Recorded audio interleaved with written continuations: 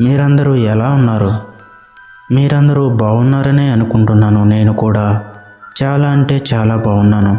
మీరందరూ మన వీడియోస్ చూస్తున్నందుకు నాకు చాలా అంటే చాలా సంతోషంగా ఉంది. కానీ బాధాకరమైన విషయం ఏమిటి అంటే మీరందరూ వీడియోస్ చూస్తున్నారు కానీ ఎవరు లైక్ చేయట్లేదు. దయచేసి ఈ వీడియోకి ఒక లైక్ చేసి మీ అభిప్రాయాన్ని కమెంట్ల ద్వారా తెలియచేయండి. ఇక ఏమాత్రం ఆలస్యం లేకుండా వెళ్ళిపోదాం మన ఇవాల్టి దెయ్యాల కొంపలోనికి. తూర్పుగోదావరి జిల్లాలోని దట్టమైన అడవుల మధ్య ఒక పాత కొండ ఉంది. ఆ కొండను స్థానికులు బోతగుట్ట అని పిలుస్తారు.